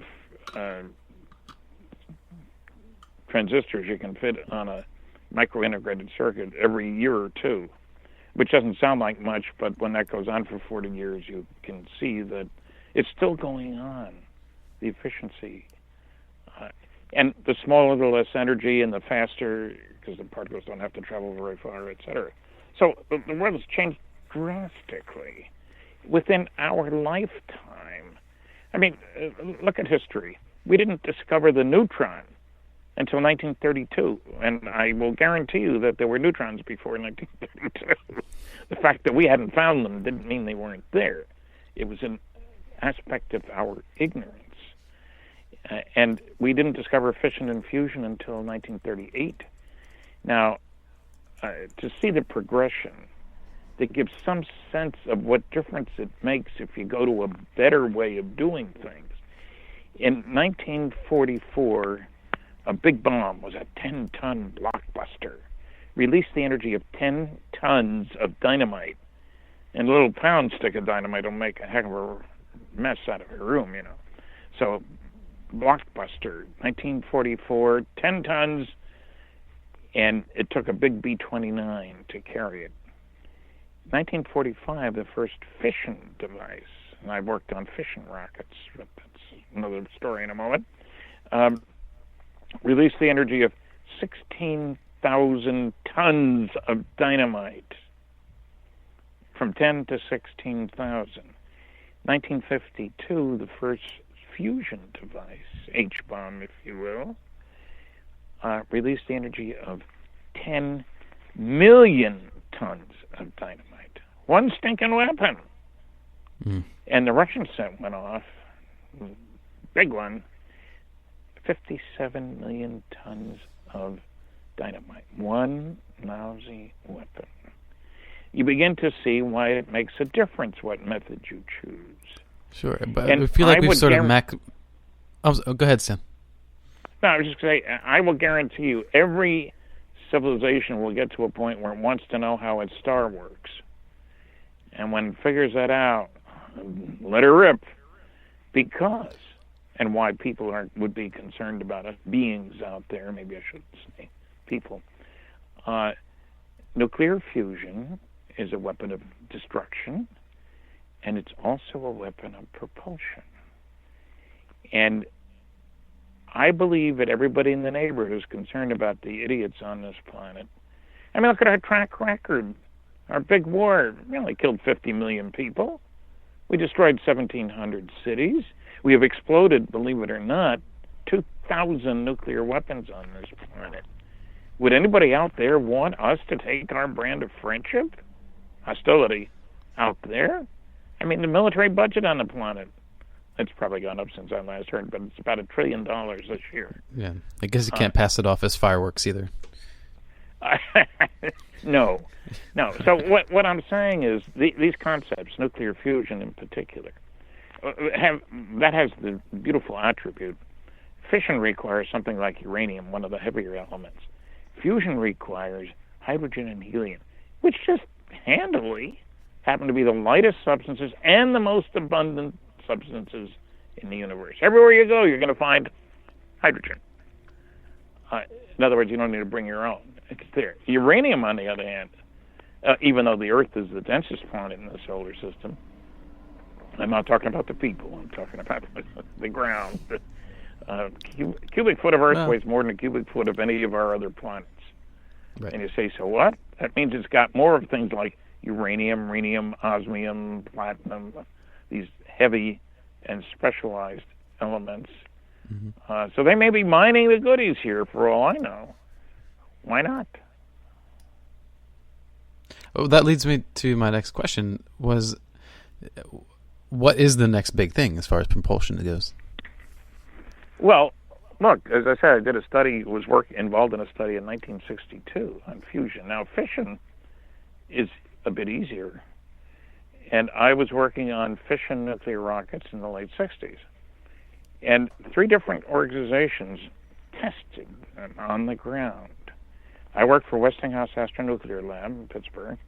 Our nuclear rocket engine system, the NRX-A6, was tested out at the nuclear test site out near Vegas, 1968. Operated at a power level of 1,100 megawatts. What does that mean? Well, Hoover Dam produces 2,000 megawatts. Aerojet General had one that operated at a power level of 1,000 megawatts. And dear old Los Alamos operated the Phoebus 2B at a power level of 4,400 megawatts, twice the power of Hoover Dam, and it was less than 8 feet in diameter. The temperature, the hydrogen comes in, liquid hydrogen, very cold, and goes out very hot, over 4,000 degrees Fahrenheit. And after these successful tests, they canceled the program. What would be the reason for that? Why would they do that? Because well, we didn't have enough money. There was a recession. Who knows? Maybe the alien said, "Stop that darn stuff, you guys. We don't want your mess out here." I don't know. If you have a nuclear upper stage fission when you go to Mars, you could triple the payload to get there. And what I'm saying is, these things are real. I worked on them. We listened over the PA system as the successful test was conducted, and finest moment I had in industry. It worked. I had I had some measurements on that because they'd come to me 2 weeks before the test. Hey, we need to know whether we're going to melt our control elements. Can you give me some information on nuclear heating rates? So I managed to get it done 3 days later, and I realized when the test started a couple weeks after that, hey, if this thing doesn't work, they're going to blame me. It did work. I was just going to ask, did you get blamed? No. Good. It was one of those things you don't think about, and then suddenly you realize, holy cow, I got a lot riding on this. I think what I did was correct. Earlier you mentioned actually magnetic propulsion. Yeah. What? Earlier you mentioned magnetic propulsion with the submarine, something along those lines. What happened there? Well, okay. There are two parts to the propulsion story. How do you get from star A to star B, where there's a lot of nothing in between? And then once you get to star B, how do you zip around in the atmosphere? Because the situation is altogether different. You got a strong gravitational field, you got atmospheric pressure, you got drag, you got heating, weather, you got all kinds of problems. So I believe we have the direct analog. The United States Navy and a couple of others have nuclear-powered aircraft carriers, huge old monsters, and they can operate for 18 years without refueling. Wouldn't it be nicer as a ship captain if you don't need to go to the gas station for 18 years? Now, they carry several dozen tiny airplanes, tiny by comparison, which can operate for, 2 hours before they need refueling on a good day. So, two-stage system, mothership and little Earth excursion module, if you will. That's where the magnetoaerodynamics comes in. And I'll tell you, there have to be people interested. Back in 1970, I got hired by McDonnell Douglas. My job was supposed to be to figure out how flying saucers work. And I'm driving across the country when they canceled the program, but they kept me for 3 months. How'd you like to walk in with your job offer in hand? You realize, Mr. Friedman, we just laid off 5,000 people. Yes, I realize that. But one of the things I did do was a literature search on government documents, one key word, magnetoaerodynamics. And much to my surprise, actually, we got 900 references.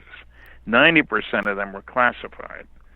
So somebody was spending a lot of money on that. 90% were classified. That's a lot. That's right. Yeah. But who was spending the money? I don't know.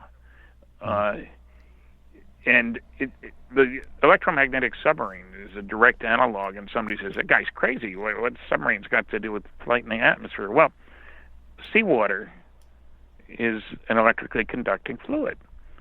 And we have two different groups, one at Westinghouse and one in Japan, have actually built electromagnetic submarines. And how does that work? Well, because it's an electrically conducting fluid, you can send a current from one side to the other, and you do other things. You can set up a magnetic field at right angles to the electric field. And there's a law of physics that says if you have electric and magnetic fields at right angles to each other, you have a force at right angles to both.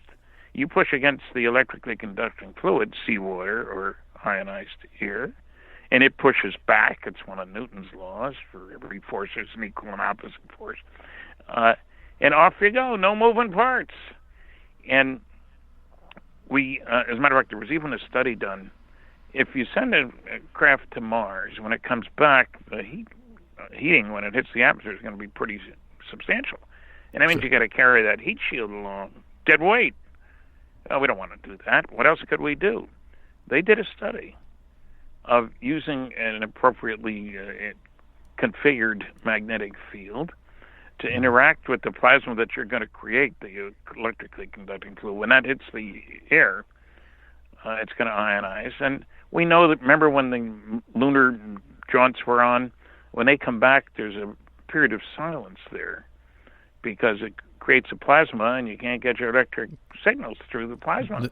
Right. Mm-hmm. So that's a realistic, and they said the weight of the holy gear would be less than the weight of the heat shield you'd need in the absence of the plasma. But of course, they never sent anything to Mars to come back yet, which is terribly disappointing. When I and a lot of other people working on the space program back umpteen years ago, we all thought we'd have a base on the moon by now, and certainly would have gone to Mars. Yeah, you would think it would have at least have sampled and returned. Yeah, I mean, maybe somebody told us stay the heck off our planet. Who knows? I don't know. I know there are people saying there's a secret space program, Stan. You don't know anything about it. That's true. I don't. So how could I talk about it if I don't know anything about it? Yeah. And I guess right now the space program's kind of up in the air. Well, or in space, as the case may be, or not in space. I just saw an article. India launched over 100 satellites last year. Gosh. Wow. And China's, sending stuff to Mars and stuff. We don't have an aggressive space program. And, we're too busy trying to kill each other. I say that not happily. I'm not saying everything that people want to do in space is the thing to do, but we have learned enough to know that we can do those things. I can just see Columbus talking to Queen Isabella. What's the point of all this, Chris? Well, it could be immense wealth for the country, couldn't it? Oh, come on. Well, look at all the reasons, all the good that came out of going to the Western world. Mm-hmm. We converted some heathens. We brought back some slaves. We got new vegetables, potatoes. Sure. Tomatoes. I mean, if you want to make the argument that democracy is a wonderful thing, that's great. But how we went about doing it is not exactly a wonderful thing. No, you may have noticed that. Huh? You mean you don't think we should impose our will on everybody else? Yeah, no, not so much. No. And no. I think that this idea that going out to space and having a strong space program would actually perpetuate scientific research and advancements which trickled down makes sense, especially back in the 60s and 70s. But do you feel like that holds up as true now? No, I think we need, the important reason to go into space is not only because there are problems here on Earth that would benefit from our doing things in space, and maybe we'd want to colonize or whatever, but much more importantly, we know that there are beings out there coming here. How do we join the Galactic Federation? What happens if we do go out there? Maybe the reason we haven't gone is that somebody said, we don't want you out there, buddy. Get your act together. You're absolutely convinced then that we're actually being visited? No question about it. Look, we're not talking about lights in the sky. I don't care about lights in the sky. I do care about physical trace cases, multiple witness radar visual sightings. And there are, yeah. Yeah, and I do care about the government has lied a number of times. I mean, a lie that I read in many of my lectures that I recite. The Secretary of the Air Force, when the largest study ever done was completed, Project Blue Book Special Report 14, 1955, he said, on the basis of this study, we believe that no objects such as those properly described as flying saucers have overflown the United States. Even the unknown 3% could have been identified as conventional phenomena or illusions if more complete observational data had been available. Well, I had the report. The unknowns weren't 3%, or 4, or 6, or 8, or 12. They were 21.5%. And they were not, by definition, the ones for which there wasn't enough data. There was a separate category for this. I don't like being lied to by the Secretary of the Air Force. That's not the only thing. When you're lied to... Yeah, when you're lied to, it actually begs the question of, okay, so why are you lying? Which would seem to indicate that you're covering something up. Yes, and there are many examples of that. I mean, you could arrange to get the 150. Well, I'm not sure you can arrange to get them anymore, but I managed to get from NSA, National Security Agency, 156 top secret Umbra UFO documents, which you could read one sentence per page. Everything else was whited out. But there's no cover-up, Stan. I had people call me, say they're releasing it. I said, can you read what's under the whiteout? Well, no, then they're not releasing it. And we got a whole bunch of blacked out CIA top secret documents. 5 words on a page. You're covering up. I don't care. Well, I guess the argument always is, of course, well, there's other things in the document that have nothing to do with UFOs. They just can't release that information. It's people's names or it's case numbers or whatever. Well, it's easy to black out stuff. The CIA released over 600 pages up through secret. This is decades ago. And so I know that you got to selectively black out, white out, etc. The reason they went to white out, this is funny. I had heard that the NSA was going to be releasing a new version of this stuff because there had been a change in presidential executive orders. And so I called the NSA and said, I understand you're going to be releasing a new batch of UFO documents. Yes, sir. Can I get a copy? Indeed. What's your name? Stanton Friedman. Oh, we know all about you. What? It's kind of strange to hear the NSA say they know all about you. I said, oh, how's that? Well, Mr. Klass told us that when we earlier put out our justification for not releasing these documents, that you used to show it on television and say we're covering things up. It was all blacked out, and you'd turn pages. And I said, yes, I did do that, indeed. So that's why we decided to white out instead of black out. like people won't It realize. Looks less ominous or something? I mean, yeah. I guess. So I got a set, and I can take credit for it. All right. So we were saving on black ink. Great. Good job, Stan. Well, the funny thing is now you can't. They say they've lost the original set. People have asked for another set of the whited out documents. And, well, the response after a while was, we can't find the original. Sorry. Well, the government can't store all that stuff. Right. I try to wonder, what if, do any of these scientists that vehemently, argue, debunk the UFO phenomena, do they do any of the work first that you do, and then come to you and say, I still disagree? Very rare. Very rare. They don't do their homework. That's one of the reasons I'm so clever about asking after I talk about, say, Blue Book Special Report 14. How many people here have read this? I'm lucky if I get one or two at a lecture who've read any of them. It's incredible. Ignorance is bliss, I guess. And I think that's one of the reasons I don't get any more nasty, debunking questions. And, I was puzzled. One of the strangest debunking thing, a guy gets up at the end of my talk, well-dressed, and I don't care who gets up, first man up, gets the microphone. And he said, you said that in the Betty and Barney Hill case that they were taken on board a craft and they went to Zeta Reticuli and back in 2 hours. I said, no, sir. What I said was they were on board for 2 hours. They didn't go anywhere. And he gave two or three more of these completely false statements. And somebody in the audience said, how about taking some sensible questions? This guy gets up and he walks out. Yeah. And I said, I'll answer your question, but who was that? I obviously rubbed him the wrong way. He was a professor of physics. He didn't hear what I had to say at all. Yeah, and I think what frustrates me is that, on a program like this, yes, we do a lot of speculative, topics and things like that. And a lot of that is just sort of exactly what that is, speculative. Some of the times it's just fun to talk about.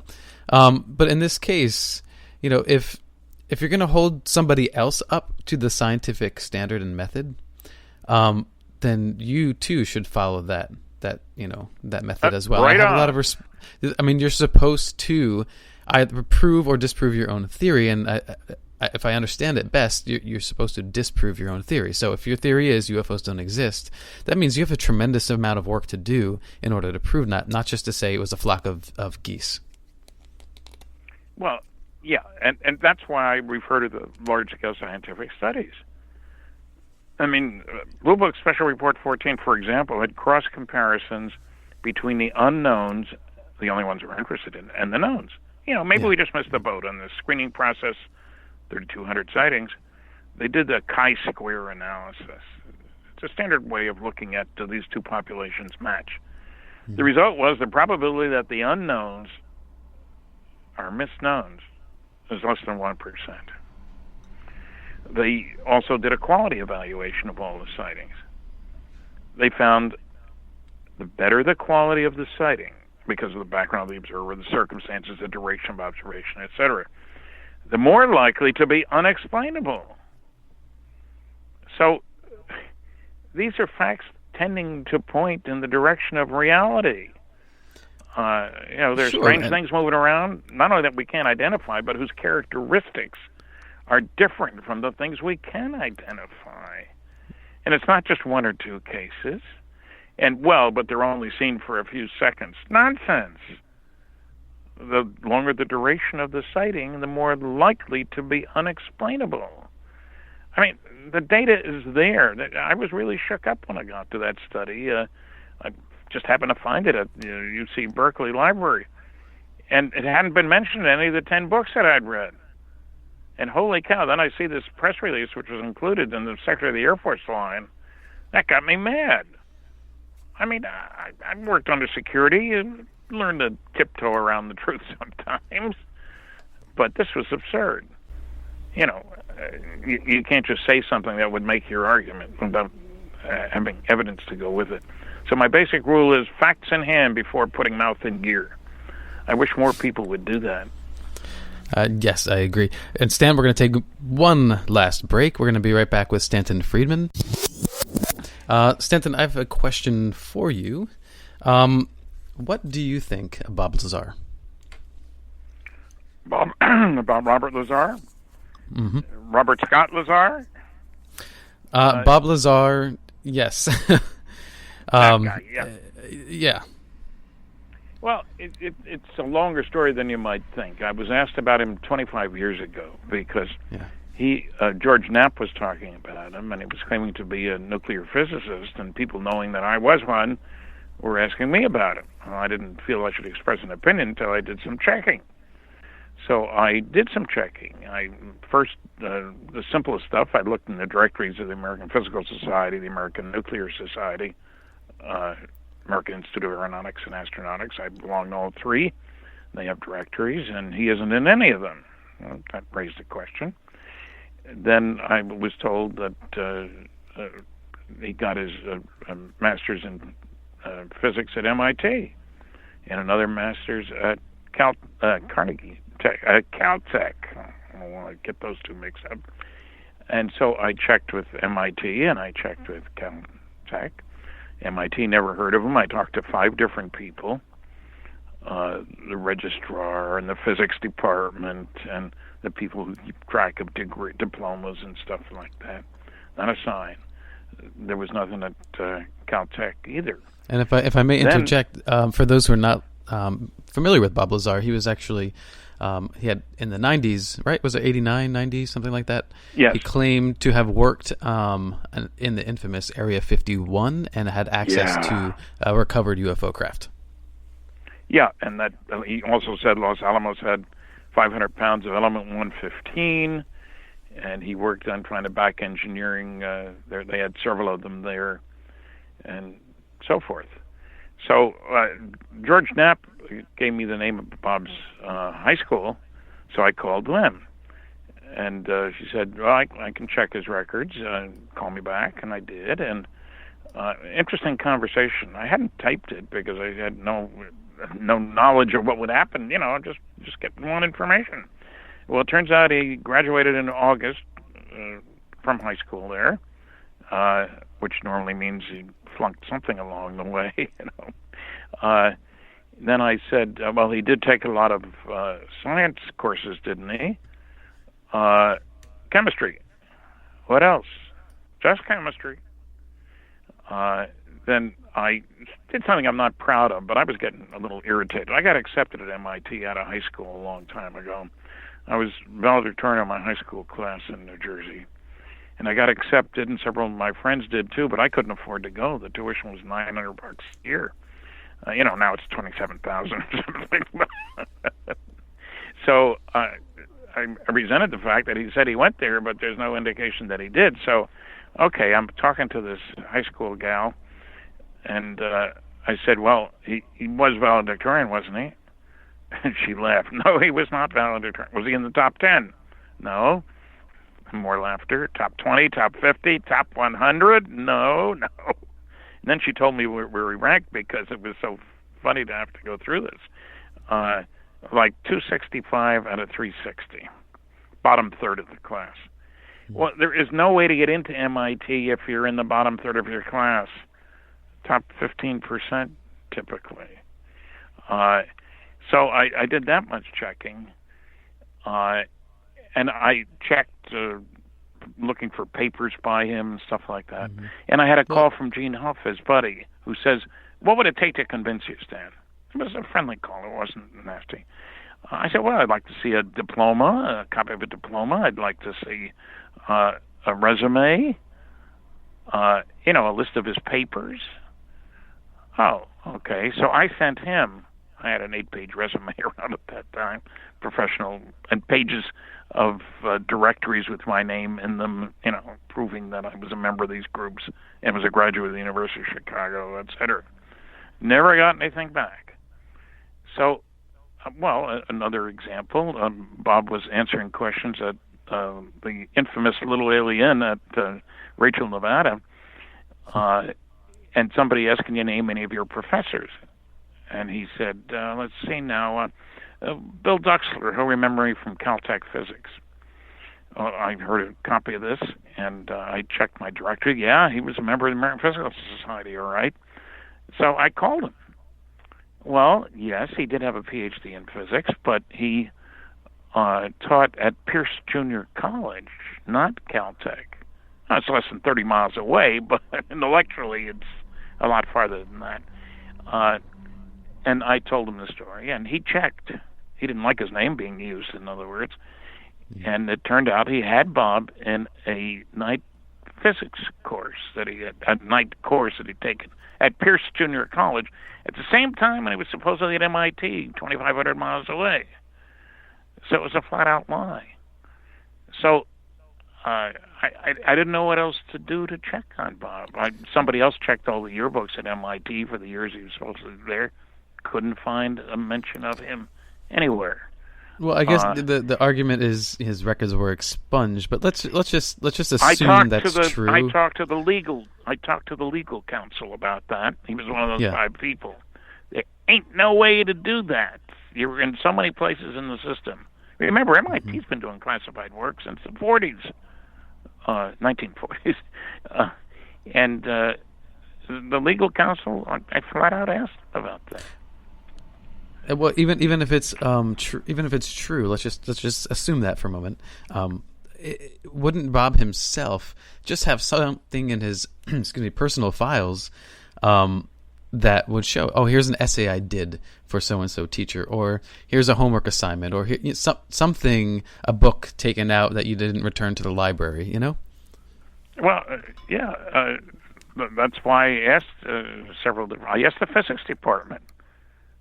These are new people. This is from, many years after he would have been there. Right.